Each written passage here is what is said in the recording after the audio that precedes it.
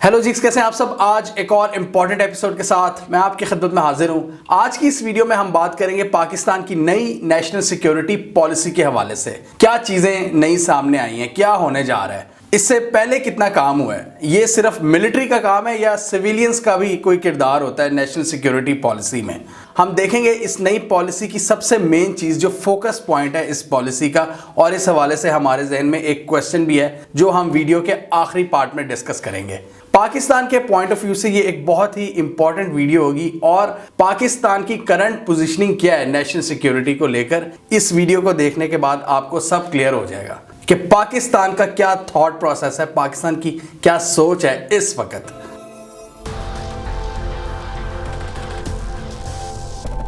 हमारी स्टोरी की जो हेडलाइन है वो ये है कि अभी 2 दिन पहले इमरान खान की सरबराही में पाकिस्तान की पहली नेशनल सिक्योरिटी पॉलिसी को फाइनलाइज कर लिया गया है, जिसमें पाकिस्तान के तमाम सर्विसेज चीफ्स और कुछ इंपॉर्टेंट कैबिनेट के जो मिनिस्टर्स हैं वो, हमारे national security adviser Moeed Yusuf और कुछ प्रोमिनेंट लोग शामिल थे। हम देखेंगे कि क्या ये वाकई पाकिस्तान की first ever national security policy है या इससे पहले भी कोई काम हो चुका है। सवाल ये बनता है कि पाकिस्तान में नेशनल सिक्योरिटी के हवाले से 1969 से ही काम शुरू हो चुका है, लेकिन इस बार मुख्तलिफ क्या है, क्यों इसको पहली नेशनल सिक्योरिटी पॉलिसी कहा जा रहा है। इसके लिए हमें थोड़ा सा तारीख में जाना पड़ेगा। पाकिस्तान में सबसे पहले नेशनल सिक्योरिटी की बात 1969 में शुरू हुई थी याहिया खान के दौर में।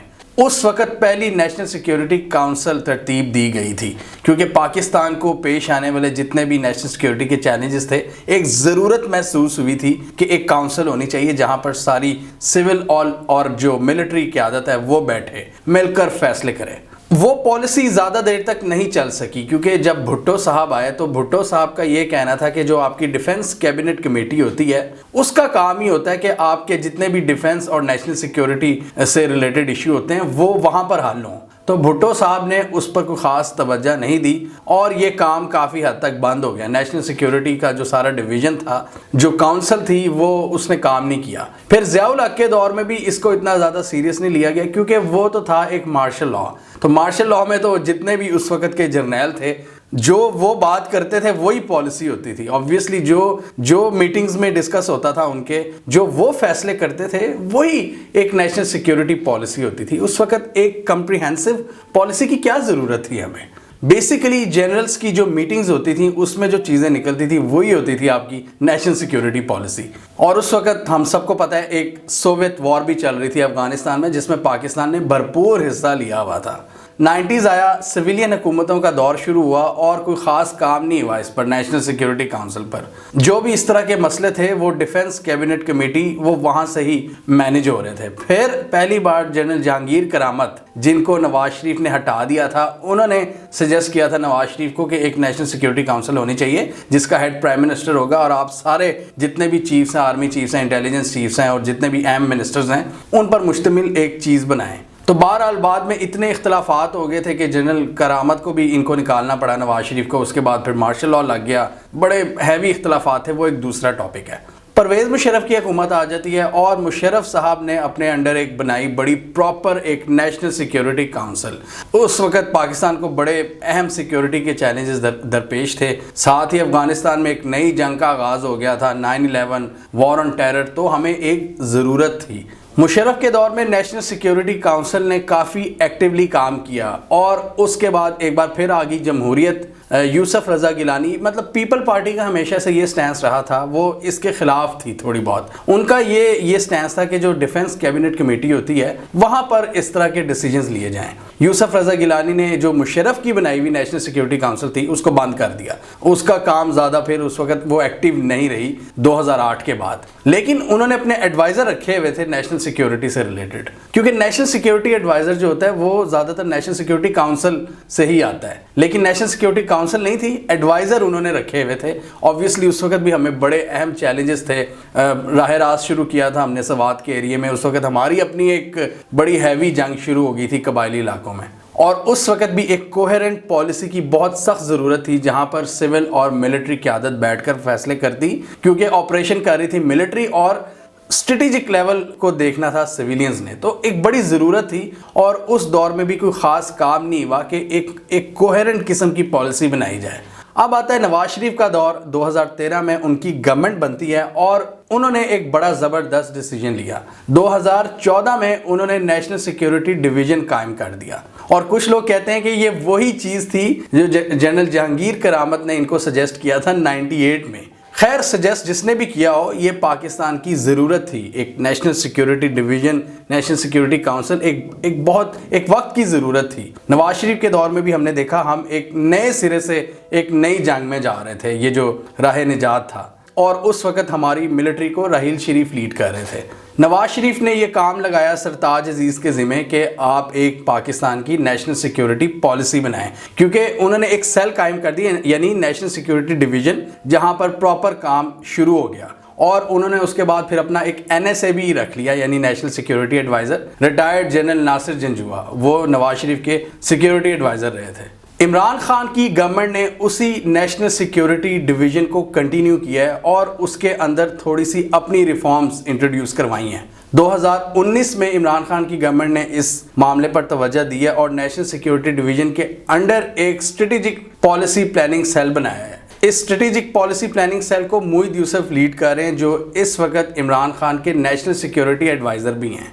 अब मसला ये है कि national security council Yahya Khan ने शुरू की, ज़ियाउल हक ने शुरू की, मुशर्रफ ने शुरू की, नवाज शरीफ ने शुरू की, लेकिन इनमें से कोई भी शख्स पाकिस्तान की नेशनल सिक्योरिटी पॉलिसी नहीं बना सका। नवाज शरीफ के दौर में एक काम ज़रूर हुआ कि हमने एक नेशनल एक्शन प्लान बनाया कि किस तरह दहशत गर्दों से और दहशत गर्दी से निपटना है। वो एक कॉम्प्रिहेंसिव स्ट्रेटजी बनाई गई थी, लेकिन स्टिल एक कमी थी पाकिस्तान की नेशनल सिक्योरिटी पॉलिसी की, जो हर एक अहम कंट्री की होती है। और स्पेशली अगर पाकिस्तान की बात करें तो हम तो बड़े एक ऐसे एनवायरनमेंट में रहते हैं जहां पर बहुत ज़रूरत है नेशनल सिक्योरिटी पॉलिसी की। एक तरफ आपके इंडिया है, 6 गुना बड़ा एक होस्टाइल आपका दुश्मन है, इधर अफगानिस्तान है जो एक बहुत ही वोलेटाइल रीजन है, नीचे ईरान है, ऊपर आपके सेंट्रल एशियन स्टेट्स हैं और साथ ही फिर आपके चाइना है। तो पाकिस्तान को यहाँ पर बड़ी ज़रूरत थी एक नेशनल सिक्योरिटी पॉलिसी की जो मिसिंग थी, और वो पॉलिसी अब जाकर बनी है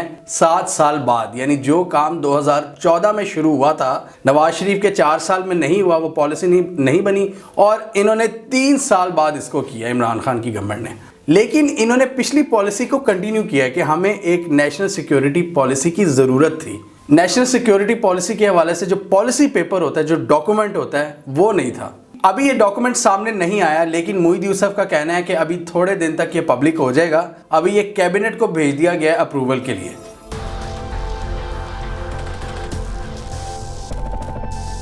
अब सबसे पहले तो हम ये समझ लें कि नेशनल सिक्योरिटी काउंसिल की क्यों ज़रूरत होती है हर मुल्क को, और स्पेशली पाकिस्तान जैसे मुल्क को जिसको सिक्योरिटी के बहुत ज़्यादा चैलेंजेस हैं। ये national security council basically prime minister के लिए या जो सिविलियन लीडर होता है आपका, उसके लिए बहुत ज़्यादा हेल्पफुल होती है, किसी भी प्रेसिडेंट के लिए या प्राइम मिनिस्टर के लिए, क्योंकि ट्रेडिशनली अगर हम देखें तो नेशनल सिक्योरिटी और डिफेंस ये मिलिट्री की डोमेन होती है, क्योंकि जंगें तो उन्होंने करनी होती है, लेकिन जहाँ पर पॉलिसी मेकिंग की बात आती है वहाँ पर ये सारे फैसले मिलकर किए जाते हैं, क्योंकि head of the government prime minister होता है और head of the state president होता है, और उनको हर चीज़ का पता होना बहुत ज़रूरी है। अब ये क्यों ज़रूरी होता है कि हुकूमत के सरबराह को सारी चीज़ का पता होना चाहिए? जाहिर बात है, उसके पास एक मैंडेट है, अवाम का मैंडेट। कोई भी अगर नागहानी आफत आ जाती है, कोई भी इस तरह की कोविड जैसी वबा आ जाती है, या खुदा न खास्ता भारत का हमला हो जाता है, या अफगानिस्तान में सिचुएशन हाथ से निकल जाती है, तो उसके लिए एक कोहेरेंट पॉलिसी होनी चाहिए, एक ऐसी जगह होनी चाहिए जहां पर सारे स्टेक होल्डर्स मिलकर बैठें, डिफेंस, स्ट्रेटजी और फॉरेन पॉलिसी से रिलेटेड। तो नेशनल सिक्योरिटी काउंसिल उन सारे ऑर्गन्स को एक जगह पर इकट्ठा करती है, जिसमें प्राइम मिनिस्टर और उसकी टीम होती है, इंपॉर्टेंट कैबिनेट के मिनिस्टर्स, नेशनल सिक्योरिटी एडवाइजर जो कि प्राइम मिनिस्टर का होता है, और फिर आपके सर्विसेज चीफ, आपका एयर चीफ, आपका नेवल चीफ और आपका आर्मी चीफ, और इसके अलावा ज्वाइंट चीफ ऑफ स्टाफ। इसके अलावा आपकी जितनी इंटेलिजेंस एजेंसीज होती हैं उनके सरबराहान, इन सब पर मुश्तमिल एक टीम होती है जो आपके मुल्क की नेशनल सिक्योरिटी को देखती है। और ये प्राइम मिनिस्टर की मर्जी होती है कि उस नेशनल सिक्योरिटी काउंसिल की मीटिंग को वो कब कॉल करे। वो किसी भी सूरत में कॉल कर सकते हैं, किसी भी इमरजेंसी की सिचुएशन में। आपको याद होगा इस वीडियो में हमने डिस्कस किया था कि किस तरह यूएस के जो कांग्रेसमैन है वो यूएस आर्मी चीफ को ग्रिल कर रहे थे, क्वेश्चन कर रहे थे अफगानिस्तान में जो उनका फेलियर हुआ था, और वो फिर आगे से एक्सप्लेनेशन दे रहे थे उनके आर्मी चीफ। उनके आर्मी चीफ उनको हर तरह का जवाब देने के पाबंद होते हैं, और वो फिर वहां पर इनके जो आर्मी चीफ हैं जनरल मार्क मिले, उन्होंने ये एक्सप्लेन किया, उन्होंने अपने कांग्रेसमैन को बताया कि ये मेरी जिम्मेदारी है कि मैं प्रेसिडेंट को ब्रीफिंग दूं, मैं एक हद तक सजेस्ट कर सकता हूं क्योंकि मैंने ऑन ग्राउंड जो सारी एक्टिविटीज़ होती हैं वो मैं उनको डायरेक्टली देख रहा होता हूँ, लेकिन मैं पॉलिसी मेकिंग नहीं कर सकता। पॉलिसी मेकिंग प्रेसिडेंट और उसकी टीम का काम है। हमारा काम क्या होता है? सिर्फ सजेस्ट करना ऑन ग्राउंड रियलिटीज़ की बेस पर। अब सवाल ये पैदा होता है कि आपके दिफाई और नेशनल सिक्योरिटी के मामला तो डायरेक्टली फौज देख रही होती है, सिविलियन लीडरशिप की इंपॉर्टेंस की होती है, उनका क्या किरदार होता है। ट्रेडिशनली अगर बात करें तो नो डाउट ये डोमेन आर्मी की होती है, आर्मी, नेवी और आपकी एयरफोर्स। इनका काम होता है लड़ना मैदान जंग में, और इनके पास ही बेहतरीन मालूमात होती हैं या फिर इंटेलिजेंस वालों के पास। और अगर हम पास्ट की बात करें तो दुनिया के जितने रीजन्स हैं, ये यूरोप है या मिडिल ईस्ट है या हमारा रीजन है, तो ज़्यादातर डिफेंस पॉलिसी हमेशा उन लोगों ने बनाई है जो जंगे लड़े होते थे। लेकिन अब जो चैलेंजेस है आज की दुनिया में 21वीं सदी में 2022 में हम एंटर हो रहे हैं, चैलेंजेस बहुत ज़्यादा डाइवर्सिफाइड हो गए हैं, बहुत ज़्यादा डायनामिक हो गए हैं। अब सिर्फ ये नहीं रहा कि जंग करनी है मैदान जंग में, अब आपको पता है कि जो थ्रेट लेवल है वो किस हद तक आगे बढ़ चुका है। अब हाइब्रिड वॉरफेयर का ज़माना है। हाइब्रिड वॉरफेयर में आपके कन्वेंशनल और नॉन कन्वेंशनल दोनों थ्रेट्स मौजूद होते हैं। इसमें आपकी information warfare, cyber warfare, psychological warfare, हर तरह की वॉरफेयर इंक्लूडेड होती है। और मिलिट्री की जो स्पेशलिटी होती है वो होती है बैटल, मतलब बैटल फील्ड में लड़ना। और इसी वजह से इस वक्त दुनिया की जो सारी मिलिट्रीज हैं वो अपने आप को अपग्रेड करने की कोशिशें कर रही हैं दूसरी डोमेन्स में भी, यानी कि कंप्यूटर साइंटिस्ट को वो हायर कर रहे हैं, दूसरे एक्सपर्ट्स, डेटा के एक्सपर्ट्स, वो भी अब मिलिट्री की ज़रूरत बनते जा रहे हैं। लेकिन जब तक दुनिया की मिलिट्रीज अपने आप को प्रॉपरली इक्विप नहीं करती, हाइब्रिड वॉरफेयर में मामला बहुत आगे तक जा चुके हैं। और इसी वजह से बहुत ज़रूरी है कि आपकी जो सिविलियन लीडरशिप है वो कॉम्पिटेंट हो, वो चीज़ों को समझती हो, उसके पास विजन हो कि किस तरह हर किस्म के थ्रेट से हमने निपटना है। ये सिर्फ अब फौज का काम नहीं रहा। फॉर एग्जाम्पल आपकी इंपॉर्टेंट डेटा बेसिस पर अटैक हो जाता है तो उसमें आर्मी क्या करेगी? आपके पूरा डेटा वो उठा के ले जाते हैं और डार्क वेब पर फेंक देते हैं। आपका नादरा का डेटा चोरी हुआ है, आपका एफबीआर का डेटा चोरी हुआ है, पता नहीं कौन लोग हैं इसके रिस्पॉन्सिबल। इस पर भी हम काम करेंगे। लेकिन इन चीज़ों को देखने के लिए कॉम्पिटेंट सिविलियंस का होना बहुत ज़रूरी है, लाइक लोगों का होना ज़रूरी है, काबिल लोगों का होना ज़रूरी है। इस वक्त की जो हमारी ब्यूरोक्रेसी है वो नहीं हैंडल कर पा रही चैलेंजेस को। हाइब्रिड वॉरफेयर में ये देखना होता है कि आपकी इंफॉर्मेशन वॉरफेयर को कौन काउंटर करेगा। फौज तो नहीं ये काम कर सकती। फौज को तो ट्रेन किया जाता है कॉम्बैट कैपेबिलिटीज़ के लिए। फिर आपकी परसेप्शन मैनेजमेंट होती है, आपकी सॉफ्ट पावर होती है जो आपने पूरी दुनिया को दिखानी होती है, फिर आपकी डिप्लोमेसी होती है, आपकी फूड सिक्योरिटी होती है, आपकी ह्यूमन सिक्योरिटी होती है, आपकी इकोनॉमिक सिक्योरिटी होती है। ये सारी चीज़ें आजकल की नेशनल सिक्योरिटी पॉलिसी का हिस्सा हैं, नेशनल सिक्योरिटी का अहम जुज़ हैं। ये चीज़ें अगर नहीं होगी तो आजकल के दौर में आपकी नेशनल सिक्योरिटी पॉलिसी इनकम्प्लीट है अगर आप इन चीज़ों को कवर नहीं करते। अब अमेरिका में उन्होंने क्या किया कि 9/11 के बाद जो NSA उन्होंने बनाई, अलमशहूर नेशनल सिक्योरिटी एजेंसी। NSA क्या करती है? जो आपके नॉन कन्वेंशनल या हाइब्रिड थ्रेट्स आप उनको कह लें, जिसमें साइबर वॉरफेयर को रोकना, जिसमें डेटा सिक्योरिटी, जिसमें आपका सारा आपकी जो डिजिटल एनवायरनमेंट है उसकी प्रोटेक्शन, वो NSA का काम है।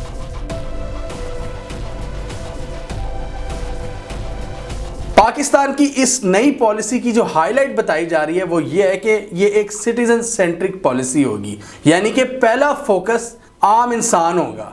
आम इंसान, उसकी वेलफेयर, उसको किस तरह खुश रखा जाए, उसको किस तरह इकोनॉमिकली उसको स्ट्रांग रखा जाए कि वो एक आपका माशरे के लिए एक मुफीद शहरी साबित हो। यानी पाकिस्तानी अवाम की वेलफेयर, ये है इस पॉलिसी का मेन गोल। अब इसमें मसला क्या है वो हम एंड पर डिस्कस करेंगे। मोहित यूसुफ ने कहा है कि इस नई नेशनल सिक्योरिटी पॉलिसी के मुताबिक हमने अब इकोनॉमिक सिक्योरिटी पर फोकस करना है। इकोनॉमिक सिक्योरिटी बेहतर होगी तो आपके जो इंसान है, जो आपकी ह्यूमन वेलफेयर है वो बेहतर होगी। और अल्टीमेटली जब आपके पास पैसा होगा तो आपका डिफेंस बजट भी स्ट्रांग होगा आपके दुश्मनों के मुकाबले में।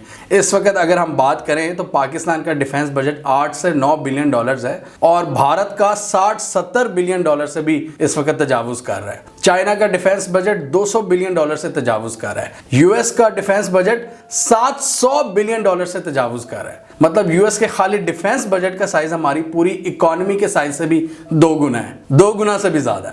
यहां पर फिर बात आती है पैसे की इंपॉर्टेंस कितनी ज्यादा है। पैसा होगा तो आपका दिफा भी अच्छा होगा, पैसा होगा तो आपकी साइबर सिक्योरिटी भी अच्छी होगी, पैसा होगा तो आपकी जो सॉफ्ट पावर है वो भी बेहतर तरीके से प्रोजेक्ट होगी। मुईद यूसुफ के मुताबिक national security is equal to economic security plus human welfare and आपका strong defence. To ensure this citizen-centric approach to security, national security policy has put economic security at the core. A stronger economy would create additional resources that would in turn judiciously distributed to further bolster military and human security. Mueed Yusuf said that Pakistan was shifting to a comprehensive national security framework in which ensuring the safety, security and dignity of the citizen of Pakistan was the ultimate purpose of the national security.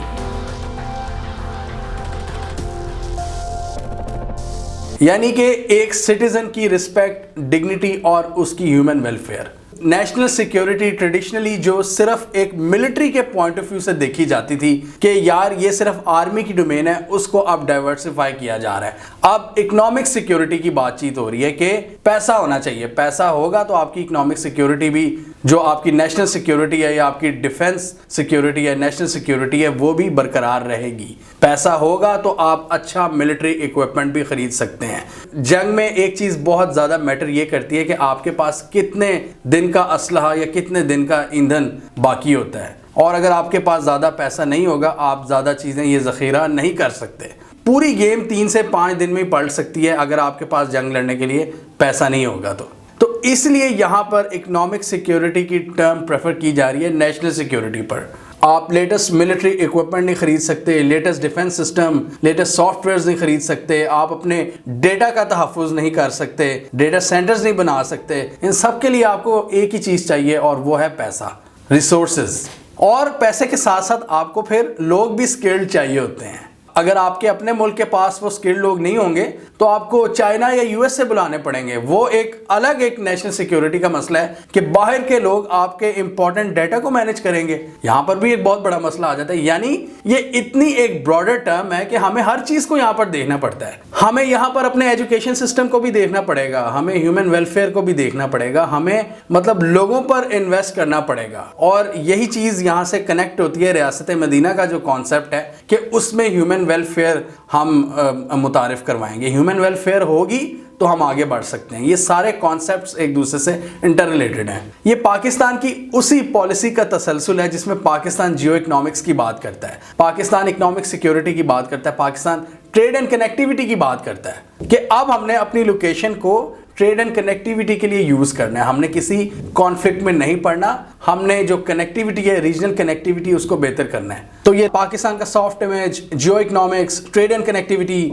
Strong defence, ये सब इस नई national security policy के components होंगे जिसमें आपके traditional and non traditional security challenges दोनों को केटर किया जाएगा। इसमें आपकी फूड सिक्योरिटी है, वाटर सिक्योरिटी है, यानी पानी का भी एक बहुत बड़ा मसला है, मिलिट्री सिक्योरिटी है जो एक बहुत इंपॉर्टेंट, जो एक ट्रेडिशनल एक सिक्योरिटी का इशू है, टेररिज्म के मसाइल हैं, पॉपुलेशन ग्रोथ है, और किस तरह हमने बाहर की दुनिया से डील करना है, स्पेशली मेजर पावर्स जिनमें रशिया, चाइना और अमेरिका शामिल है। ये जो पॉलिसी पेपर, ये डॉक्यूमेंट जो गवर्नमेंट रिलीज करेगी, ये 2022 से लेकर 2026 तक की पॉलिसी को डिफाइन करेगा और हर साल गवर्नमेंट इसको रिव्यू करेगी इस पॉलिसी पेपर को, और उस हिसाब से अपग्रेडेशंस तरमीम की जाएंगी मॉडर्न चैलेंजेस को जहन में रखते हुए।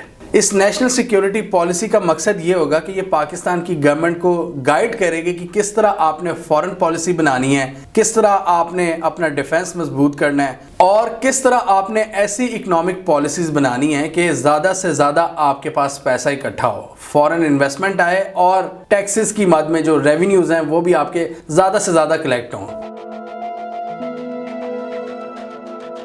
ऑन पेपर्स तो ये बात बड़ी ज़बरदस्त लगती है कि एक सिटीजन सेंट्रिक अप्रोच अपनाई गई है आपकी नेशनल सिक्योरिटी में पहली बार, क्योंकि नेशनल सिक्योरिटी हमेशा ये होता था कि चंद बड़े बड़े लोग बैठ जाते थे और वो बना लेते थे और आवाम को कुछ पता नहीं होता था कि हमारी नेशनल सिक्योरिटी पॉलिसी क्या है। तो ऑन पेपर्स बड़ी ज़बरदस्त चीज़ है कि आपने फोकस किया ह्यूमन वेलफेयर को, कि आपने जो आपका ह्यूमन डेवलपमेंट इंडेक्स है उसको बेहतर करना है। ठीक है जी, मसला ये है कि पाकिस्तान, ये वैसे तो बात बड़ी अच्छी लगती है सुनने में, लेकिन इसके लिए आपकी स्टेट को अपना बिहेवियर भी चेंज करना पड़ेगा। आपके कई अभी भी ऐसे लोग हैं जो आपकी अशराफिया है, जो आपकी एलीट है, वो अपनी बिहेवियर्स जो अपने फ़ायदे हैं उनको छोड़ने के लिए वो तैयार नहीं है। वो हर हुकूमतों में सब्सिडीज़ भी ले जाते हैं, वो टैक्सेस भी नहीं अदा करते। अब आपके वडेरे देख लें, आपकी ब्यूरोक्रेसी सबसे बड़ी चीज़ है। इन चीज़ों को इम्प्लीमेंट किसने करना है? आपकी ब्यूरोक्रेसी ने, और ब्यूरोक्रेसी आपकी काम करने को तैयार नहीं है। छोटे छोटे मसले हमें पता है ब्यूरोक्रेसी से हैंडल नहीं होते, और आम आवाम को किसी भी गवर्नमेंट ऑफिस में अगर जाना पड़े तो वो कितना ज़्यादा जलील होता है। तो वहाँ पर तो हमें कोई नज़र नहीं आता कि इंसानों का बड़ा कोई ख्याल रखा जा रहा है। वहाँ पर तो जो रवैया है वो ऑपोजिट है। ऑन पेपर बात बड़ी अच्छी हो रही है, लेकिन अगर ऑन ग्राउंड हम देखें तो बिहेवियर टोटली ऑपोजिट है। इनको कौन चेंज करेगा? जब तक ये चेंज नहीं होंगे तब तक ये चीज़ें सिर्फ पेपर्स में रहेंगी। सीधी मैं बात कर रहा हूँ। इसके अलावा पाकिस्तान की अशराफिया, उनका मूड कब चेंज होगा ये भी हम नहीं जानते।